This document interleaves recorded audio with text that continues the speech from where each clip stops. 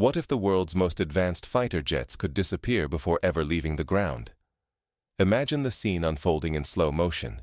A fleet of F-16 warplanes, regarded as Ukraine's ultimate game-changer, destroyed within a matter of minutes, despite being shielded by the most sophisticated NATO defenses that money, technology, and political will could provide. The echoes of such an event would ripple far beyond the smoking craters left behind, sending shockwaves through military textbooks and rewriting the future of warfare. For more than a year, Western leaders, diplomats, and media outlets poured not just billions in resources, but also their reputations, ambitions, and hopes into these jets. The F-16s came to represent more than hardware or firepower. They stood for Western unity, a living symbol that the balance in the skies could be rewritten, and that support for Ukraine had no ceiling. When heads of state gathered in Brussels or Washington, the question of F-16s was never far from the agenda, debated in heated sessions and splashed across global headlines. These jets became a banner for the West's willingness to take risks, to challenge Russia's dominance, and to hold the line not just with words, but with action. The stakes could scarcely have been higher. Hope for a decisive shift in the war rested on these fighters, touted as the rare tool that could break Russia's grip on the air, disrupt supply lines, and tip tactical advantage towards Kyiv. For months, military strategists speculated on how the arrival of these jets might change the equation.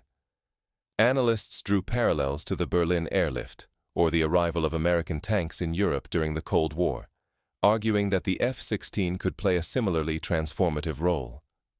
But as the jets arrived at secret airfields, guarded by dozens of missile batteries, radar webs, and teams of elite technicians, catastrophe struck. In a single, perfectly executed strike, Russian hypersonic missiles wiped out the F-16s before their engines could even roar, slicing through what had been believed to be an impenetrable shield of steel, electronics, and resolve.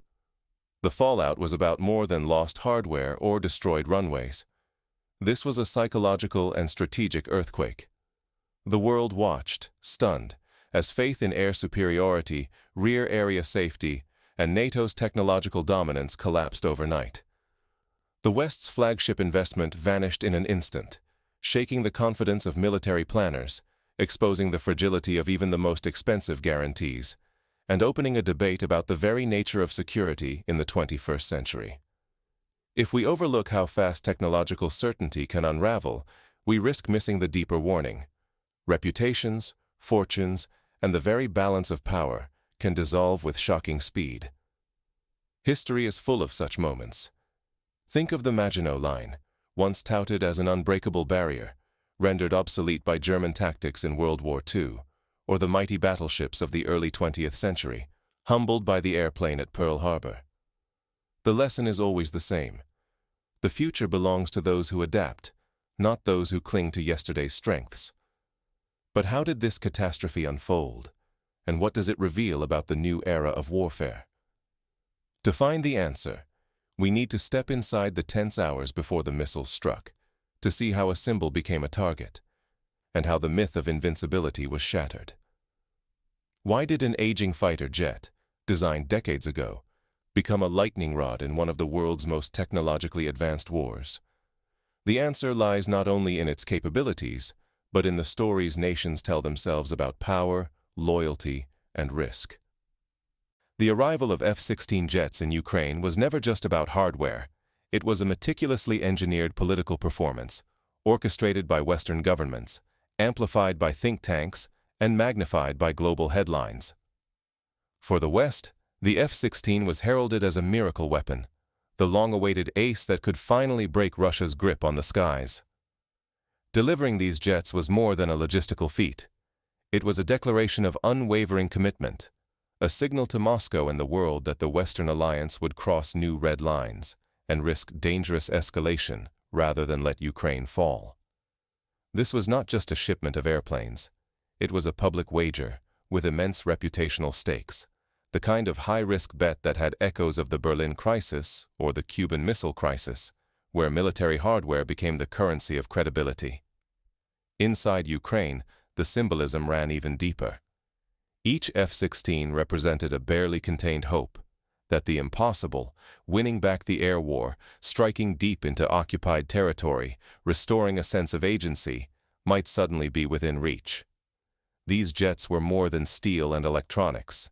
They were promises, lifelines, and signals that Ukraine's Western partners would not abandon them. The country's pilots trained for months, sometimes years, on simulators in Europe, learning Western tactics and protocols, becoming the faces of a new, modernized Ukrainian Air Force. For Russian commanders, the calculus was colder. The F-16, whether vintage or not, could carry cutting-edge Western missiles, Storm Shadow, Scalp, and others, capable of penetrating air defenses and threatening strategic sites, from the Crimean Bridge to Black Sea Fleet bases. The true danger was never in dogfights or classical air battles, but in the jet's ability to deliver devastating precision far behind the front lines. This is an echo of how, in previous conflicts, a single new weapons platform could change the entire tempo of operations. Think of the introduction of the Stinger missile in Afghanistan, or Israeli airstrikes during the Yom Kippur War. That is why this conflict was never simply about numbers or raw firepower. The F-16 became a central figure in a psychological contest, a battle of narratives, morale, and reputations. Both sides understood. If these jets performed spectacularly, Western publics would be electrified and Russian forces shaken. If they fell short, the myth of Western military superiority could suffer a crippling blow. The stakes were as much about perception as about battlefield results. This was a contest of wills as much as a contest of arms. When so much depends on symbols, misunderstanding their meaning is to misunderstand why nations are willing to risk billions and their own prestige on a handful of aircraft. The F-16s became avatars of strategy, national honor, and future promise. It is a pattern seen throughout history.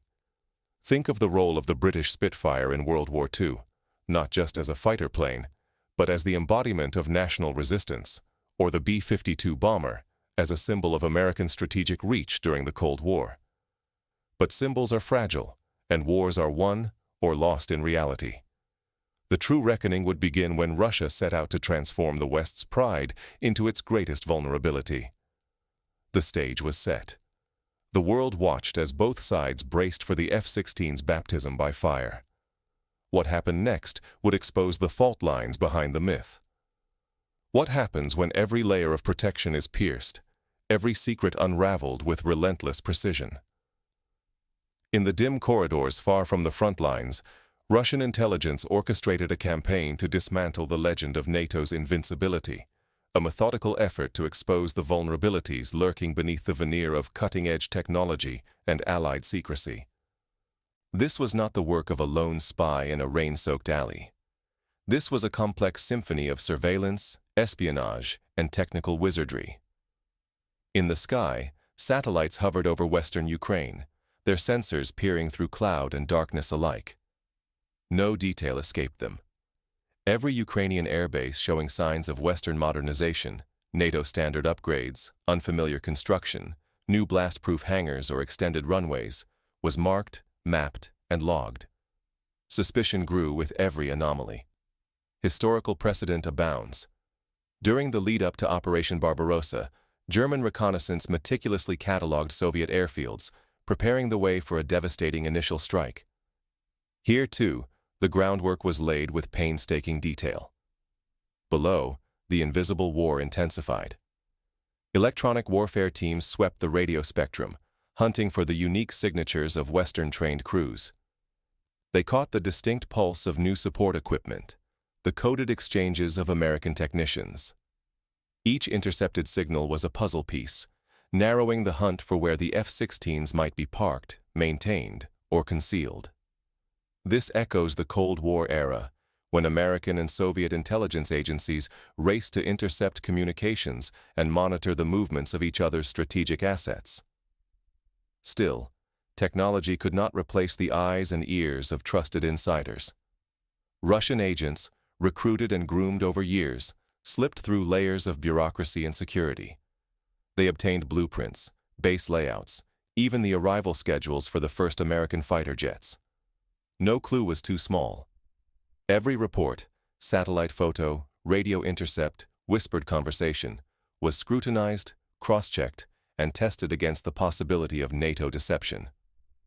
This multi-layered approach recalls the Allied efforts to locate V-2 rocket sites during World War II, combining aerial photography, signals intelligence, and human sources to pinpoint elusive targets. By the time autumn painted Ukraine in gray and gold, Russian planners held a living, breathing map of their target. The airbase was no longer a fortress lost in fog. Its every hardened shelter, fuel depot, radar dish, and escape tunnel had been charted and verified.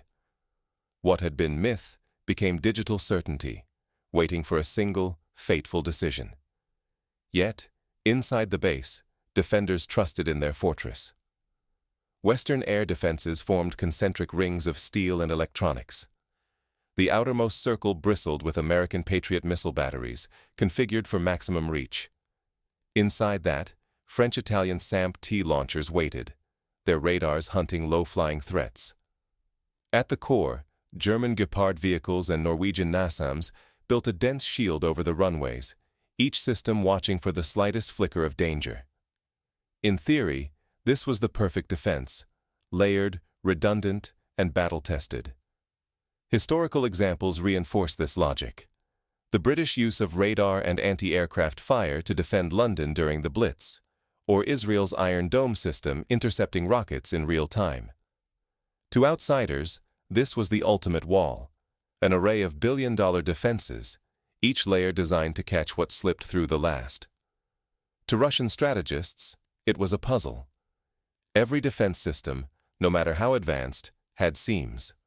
Moments when coverage overlapped imperfectly, or when data had to be handed off from one nation's technology to another's. In those split seconds, the illusion of perfect protection began to fray. The 1973 Yom Kippur War offers a warning. Israel's vaunted Bar-Lev line, thought impregnable, was breached by Egyptian forces using new tactics and technology. But one weakness eclipsed all others. Hypersonic weapons, faster than any missile, too swift for radar or computer to track, rendered even the most advanced Western systems obsolete at the moment of launch. No network, no algorithm, no hurried command could stop them. The Russians saw what few dared to admit, that the only way to destroy the F-16s was to strike before they could ever take flight. It would require speed, precision, and weapons for which there was simply no answer. In military history, the advent of a new technology, be it the tank, the jet engine, or the atomic bomb, has always rendered previous defenses obsolete, often with catastrophic results for those caught unprepared. The defenders' faith in technology blinded them.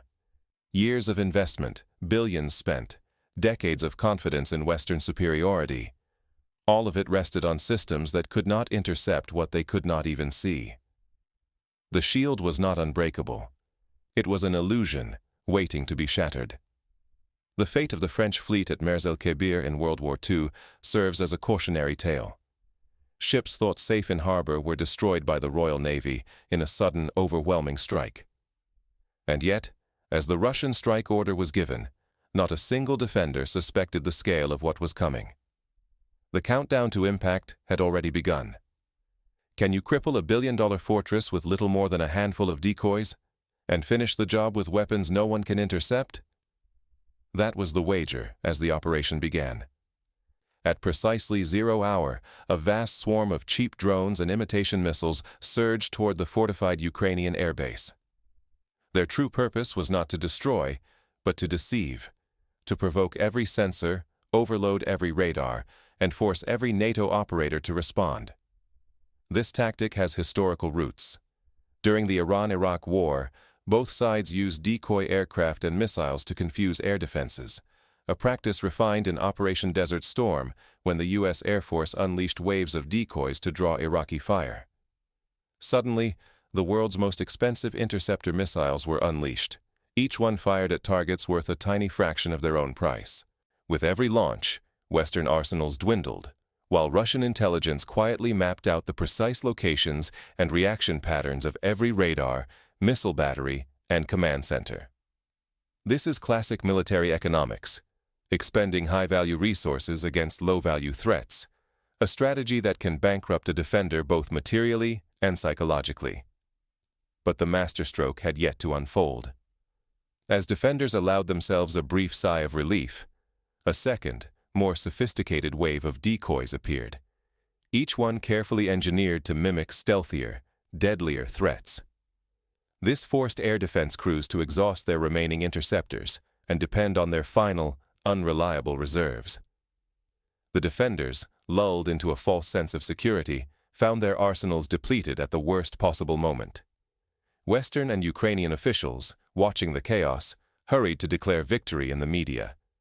The base was safe. The enemy had been repelled. Yet beneath the headlines, most interceptors were gone. And more dangerously, the entire web of sensors and command posts now lay exposed and catalogued. The parallels to the Battle of Britain are striking, where initial appearances of safety sometimes masked deep vulnerabilities. Then came the real blow. From hundreds of kilometers away, MiG-31K jets launched Kinzhal hypersonic missiles, while Russian ground units fired equally unstoppable zircons. These weapons flew at speeds exceeding Mach 10, too fast for radar to track, too unpredictable for any missile defense to intercept. To understand the scale, consider that Mach 10 is approximately 12,000 kilometers per hour, enough to cross the distance from Moscow to Kiev in less than 8 minutes. No defense system in the world today can reliably intercept such speeds. Within minutes, the hypersonics slammed into their targets. F-16 fighters were obliterated inside their reinforced hangars. Explosions tore through munitions depots and fuel bunkers, sending pillars of smoke and fire into the night. High-resolution satellite images soon confirmed direct hits, leaving no doubt about the destruction. Social media and commercial satellite providers broadcast these images worldwide, making denial impossible and ensuring that the psychological blow landed in every capital from Washington to Brussels. Radio intercepts and agent reports painted the same grim picture. Not only was the base in ruins, but the morale of its defenders and their foreign advisors was shattered. Panic swept through command networks. Attempts at denial unraveled as commercial satellites broadcast undeniable images to the world. The information environment became a battlefield of its own, with narratives and perceptions weaponized as effectively as missiles. Suddenly, Western media faced a crisis of credibility. The myth of invulnerability, painstakingly built over years, had disintegrated in a single night.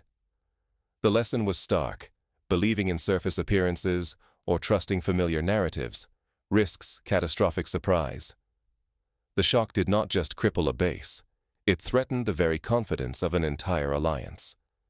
News anchors who had spent months touting the F-16 as a game-changer were forced to confront a new reality on live television. Yet the consequences of this operation were only beginning to unfold. What happens when a single strike forces an alliance to reconsider everything it believes about modern warfare? Consider the aftermath of the Yom Kippur War, when Israeli military doctrine was forced to evolve after unexpected setbacks, or the American re-evaluation of air power after the downing of stealth aircraft in Yugoslavia in 1999. Suddenly, leaders across Europe and North America were forced into urgent meetings. The illusion of safety, and the doctrines that had underpinned it, would never be the same. Emergency summits were called, new intelligence assessments commissioned, and questions raised about the future of Western military aid across the globe. When your best assets can be wiped out in a single day, what do you do next? The destruction of the F-16 fighters at Ukraine's most heavily defended airbase was far more than a battlefield loss. It sent a seismic shock through the entire Western defense mindset. For decades, NATO's combined reputations and trillions of dollars have built the image of technological invincibility. That illusion crumbled within minutes, shredded by a storm of Russian hypersonic missiles. The echoes of this event reached far beyond Ukraine, touching military planners in Taiwan, South Korea, and the Persian Gulf, all of whom rely on similar air defense concepts. Ukraine did not just lose a squadron of jets. It lost the heart of its new strategy. The hope for lightning-fast, deep strikes, the political promise of game-changing Western weaponry, and the morale surge these so-called wonder weapons brought. All of it vanished in fire and debris, alongside the aircraft themselves. The psychological blow was palpable. Pilots and crews who had trained for months now faced the reality of loss not on the battlefield, but in what was supposed to be a sanctuary.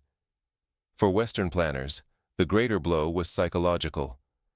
Layered air defenses, Patriot, SAMP-T, Gepard, NASAMS, were designed to create a sense of ironclad safety, especially far from the front lines. The belief that the rear could be made safe for billion-dollar assets has now been exposed as dangerously outdated. In the age of hypersonics, no fortress is truly secure. The Maginot Line was thought to be unbreachable, yet it was outflanked. So too were these air bases, breached not by tanks or infantry, but by speed and surprise. This single event sent tremors through NATO's political corridors.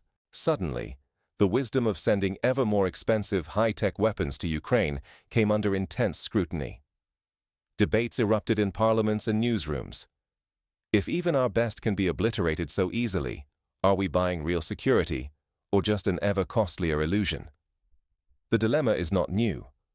After the sinking of the British battleship Prince of Wales by Japanese aircraft in World War II, questions about the future of naval warfare abounded. Strategically, the operation forced a collective reckoning. Russian hypersonic weapons have tipped the balance.